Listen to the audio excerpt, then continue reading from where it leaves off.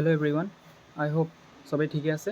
আৰু যিহেতু SSCGD 2025 যিটো ফিজিকেল এইটো 20 আগষ্টৰ পৰা ষ্টাৰ্ট হ'ব আৰু তাৰ কাৰণে মই এইটো ভিডিঅ'টো লৈ আনিছোঁ ইম্পৰ্টেণ্ট ডকুমেণ্টছৰ ওপৰত।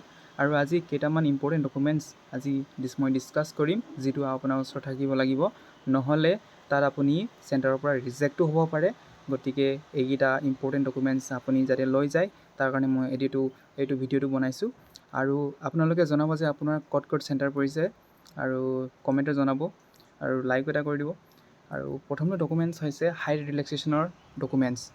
এইটো ডকুমেণ্টছ যিসকলৰ 170 চেণ্টিমিটাৰতকৈ কম আছে হাইট, সিহঁতৰ কাৰণে এইটো ডকুমেণ্টছটো জৰুৰী।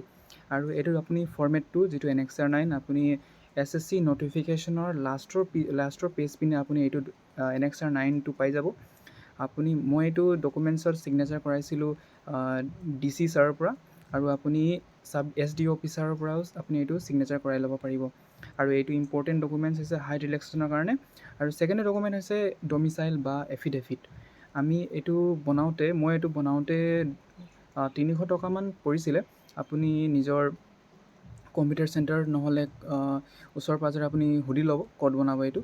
আপুনি ইয়াত নটাৰী ছিগনেচাৰ লাগিব। ইয়াৰ ছেকেণ্ড পেজটো মই দেখুওৱা নাই।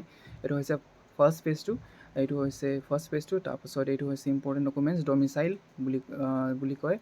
তাৰপাছত থাৰ্ড ডকুমেণ্টছ হৈছে NCLটো হৈছে নন ক্ৰিমিলেয়াৰ চাৰ্টিফিকেট OBC কাৰণে। আৰু যিসকলে ST SC কাৰণে সিহঁতৰ কাৰণে নিজৰ ষ্টেটৰ চাৰ্টিফিকেটো চলি যায়। কিন্তু যিটো OBC কেণ্ডিডেটছ হয় সিহঁতৰ কাৰণে NCLটো মাষ্ট। NCLটো মানে লাগেই। NCL যদি আপোনাৰ ওচৰত নাই, তেতিয়াহ'লে আপোনাক জেনেৰেল কেটেগৰীত আপোনাক ধৰিব।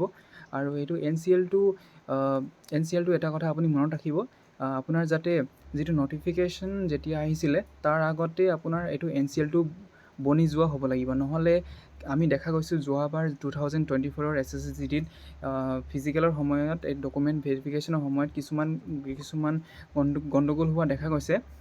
আৰু সেইটো কাৰণে ডেটছৰ কাৰণে কিছুমান কেণ্ডিডেটক ওলাই দিয়া হৈছিলে। আৰু এইটো আপুনি লক্ষ্য কৰিব, যিবিলাক OBC কেণ্ডিডেট আছে। ST SC কাৰণে মই নাজানো, সিহঁতৰ কাৰণে বেলেগ এটা ডকুমেণ্ট থাকিব পাৰে। মই এইটো আপুনি দেখাই দিছোঁ। এইটো হৈছে, আৰু আপুনি এইটো ৰেজুলেশ্যন নাম্বাৰটো আপুনি মনত ৰাখিব। এইটো ৰেজুলেশ্যন নাম্বাৰটো এইটো আপুনি দেখা পাইছে, ৰেজুলেশ্যন নাম্বাৰ। আৰু এইটো নাম্বাৰটো আপুনি ক'ত লাগিব, এইটো চেণ্ট্ৰেলৰ যিটো OBC চাৰ্টিফিকেট থাকিব তাত আপোনাৰ ৰেজুলেশ্যন নাম্বাৰ থাকিব। এইটো যিটো আপুনি দেখিছে, মই জুম কৰি দিছোঁ।